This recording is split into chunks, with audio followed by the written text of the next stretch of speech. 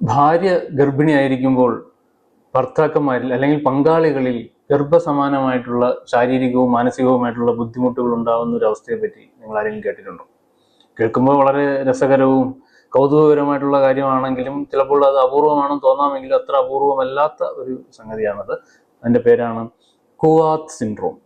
കുവാത്ത് syndrome ഒരു രോഗമോ ഏതെങ്കിലും ഒരു മാനസിക വൈകല്യമോ കൊണ്ട് ഉണ്ടാകുന്ന ഒരു അവസ്ഥയൊന്നുമല്ല. ഇത് പങ്കാളിയോടുള്ള അമിതമായിട്ടുള്ള അടുപ്പവും തന്മയീഭാവവും എമ്പതി ഒക്കെ കൊണ്ടാണ് ഇതുണ്ടാകുന്നത്. ഇതിന് സിമ്പതറ്റിക് പ്രഗ്നൻസി എന്നും വിളിക്കാറുണ്ട്.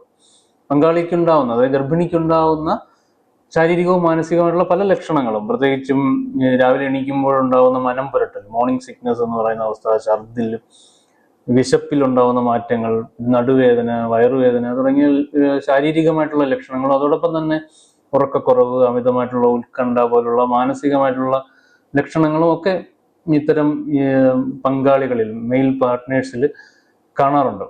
എന്തുകൊണ്ട് ഈ കുവാത്ത് സിൻഡ്രോം ഉണ്ടാകുന്നു എന്നുള്ളതിനെ പറ്റി കൃത്യമായിട്ടുള്ള ഒരു ധാരണ ഇല്ലെങ്കിലും ഈ പുരുഷന്മാരിൽ ആ സമയങ്ങളിൽ പ്രൊലാക്റ്റിന്റെയും കോർട്ടിസോളിന്റെയും ഒക്കെ അളവിൽ വ്യത്യാസം വരുന്നുണ്ട്. അതുപോലെ തന്നെ ടെസ്റ്റോസ്റ്റെറോണിന്റെ അളവിൽ ഗണ്യമായിട്ടുള്ള കുറവ് വരുന്നു. ഇതൊക്കെ കൊണ്ടായിരിക്കാം ഈ പ്രശ്നങ്ങൾ ഉണ്ടാവുന്നത്. പ്രശ്നങ്ങളല്ല ഈ ഒരു അവസ്ഥ ഉണ്ടാവുന്നതെന്ന് ആണ് ഒരു അനുമാനം.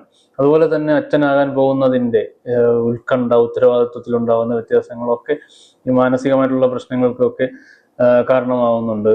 പ്രത്യേകിച്ചും ആദ്യമായിട്ട് അച്ഛനാകാൻ പോകുന്ന ആൾക്കാരിലാണ് ഈ കുവാത്ത് സിൻഡ്രോം കൂടുതലായിട്ട് കാണപ്പെടുന്നതെന്നും പഠനങ്ങളിൽ പറയുന്നുണ്ട്. ഇത് ഒരു അപകടകരമായിട്ടുള്ള ഒരു അവസ്ഥയൊന്നുമല്ല. ഇത് ഒരു രോഗാവസ്ഥയോ എന്തെങ്കിലും മരുന്നിന്റെ ആവശ്യകതയോ ഒന്നും വരാറില്ല.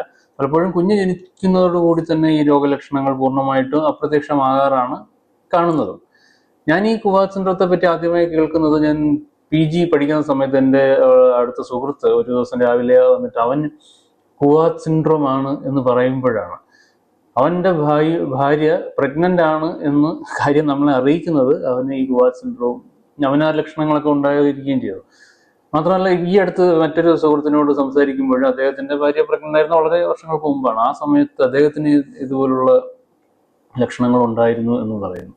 ഇത് ഒരു 25 മുതൽ 50% പുരുഷന്മാരിൽ ഭാര്യ പ്രഗ്നന്റ് ആയിരിക്കുമ്പോൾ അല്ലെങ്കിൽ പങ്കാളി പ്രഗ്നന്റ് ആയിരിക്കുമ്പോൾ ഉണ്ടാകുന്നു എന്നുള്ളതാണ് പല പഠനങ്ങളും പറയുന്നത്. അത്ര അപൂർവമായിട്ടുള്ള ഒരു സംഗതിയല്ല. എന്ന് വെച്ചാൽ പകുതി പുരുഷന്മാരിലും ഭാര്യ പ്രഗ്നന്റ് ആയിരിക്കുമ്പോൾ ഈ ലക്ഷണങ്ങൾ ഉണ്ടാകാറുണ്ട്. 50% ആൾക്കാരിൽ ഉണ്ടാകാറുണ്ട് എന്നുള്ളതാണ് സത്യം.